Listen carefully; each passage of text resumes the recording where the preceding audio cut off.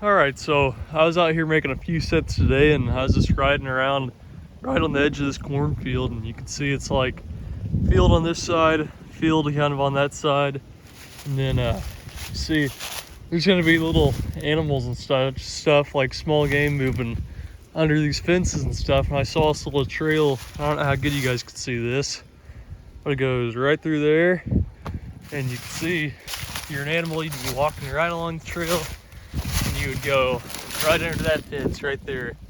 So what we're gonna do is we're gonna throw a conibear right there. Okay, I know I got you guys at a really weird angle here, so hang on, maybe I can get up here. All right, this is a little bit better.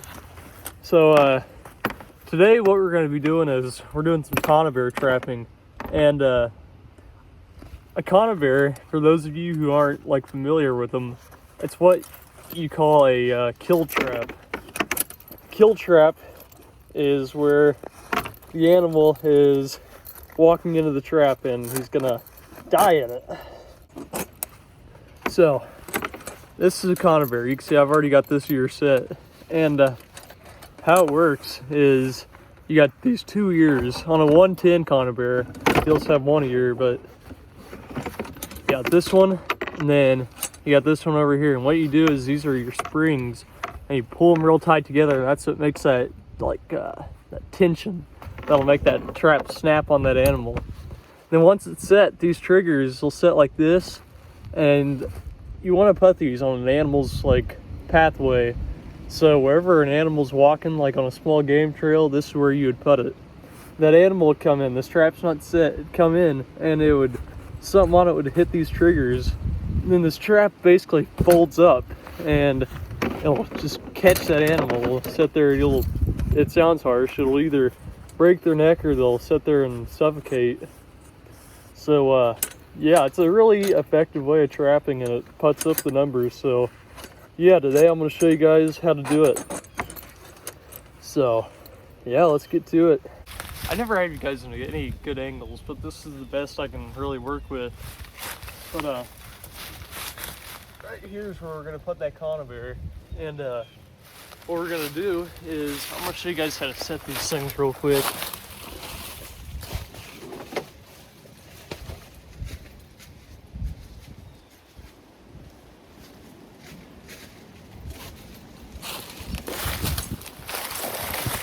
There's lots of techniques or methods or whatever to set these things, but the best one I found is to use these setters.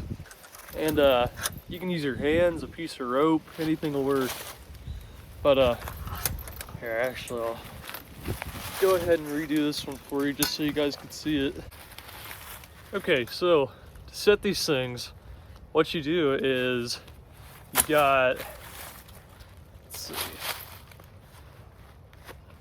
you got these little notches in these sticks. What you want to do is just take the notches and put them in the ears of the conibear. Take the notch, put it in that ear, take this notch, put it in this ear.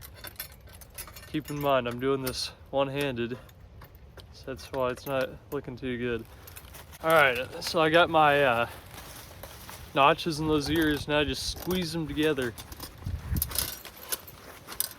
You can see you can just sit here and hold it with like one hand. So now you got these little safeties, and what you do, that stupid sun, hang on, there, I'll stand here.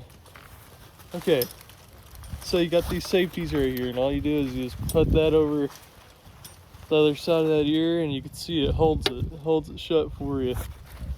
So that ear is now locked and ready to go. And this trap, it's kind of sketchy because it only has one safety on it. So this ear I gotta just squeeze together and hold it while I actually set the trap. So this is kind of a bad example of a trap to do it on, but hopefully I can give you guys a good idea. So now what we're gonna do is the same thing on this side. Just put our notches on those ears. Squeeze it together. So I got both my gloves stuck in this stupid thing. There we go. So I got both my ears set. Now you open the strap up. It'll fold.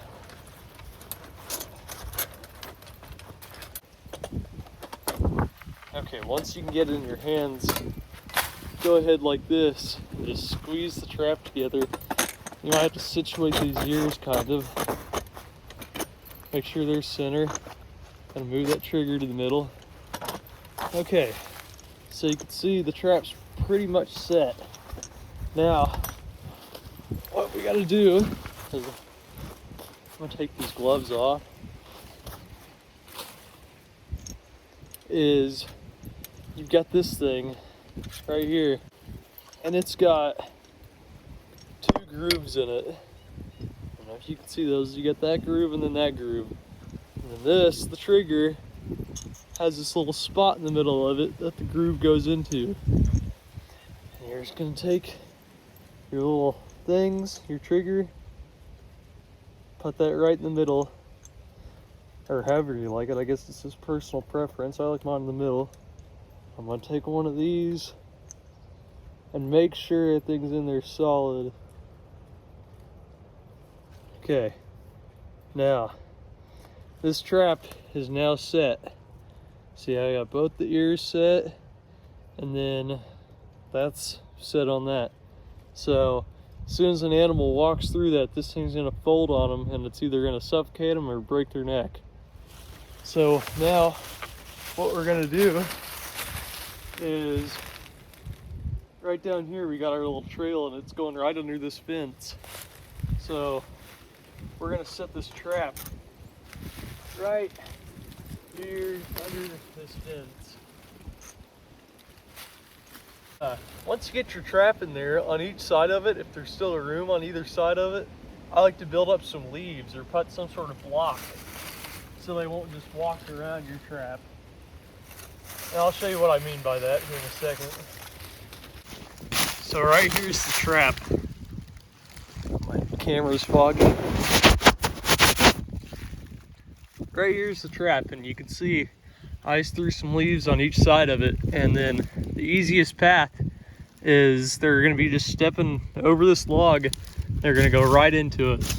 So yeah, this ought to be a pretty good set, and I'll let you guys know if it catches anything. All right guys, we're out here checking the line today. This is actually the last trap, and you can see there's just a little, I don't know how good you can see it on camera, but there's this little trail that goes right through here. And then right here you can see something was going under this fence. That fence is kind of pried up a little ways. So I put a conibear right here.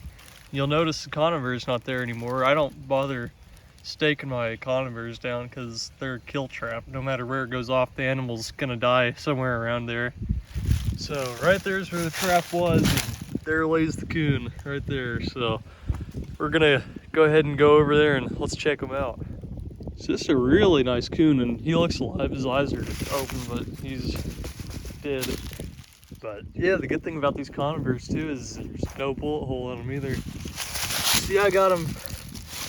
Actually, that's almost a perfect catch. I like it behind the ears a little bit, but you know, that works too. I mean, that coon was dead in no time. He didn't take that trap any further than right here to right there. He probably got stuck, wandered around over here, and then died right there.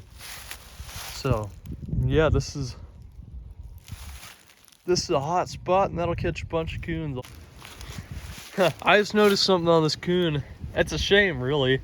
This thing, it's been around so long. It's like probably so old, it's been in a bunch of fights and stuff. Look at this. This coon's got a bobtail on him. Usually the coon's tail goes all the way out to like here. You can hold him by it. This one, he's got a little nub. So that looks kind of funny. You don't see many of those. I bet you this coon weighs 15, no, not even 50. I bet he weighs, that's a 20-pound coon, I bet. I'm gonna take him home and I'm gonna weigh him. I'll let you guys know what he weighs. So I got the coon on the scale out here, and he ended up weighing 18.5 pounds. So that's a really big one for around here in my part. So yeah. Well, that's all I got for you guys today. I hope you enjoyed it, and I hope you guys learned something.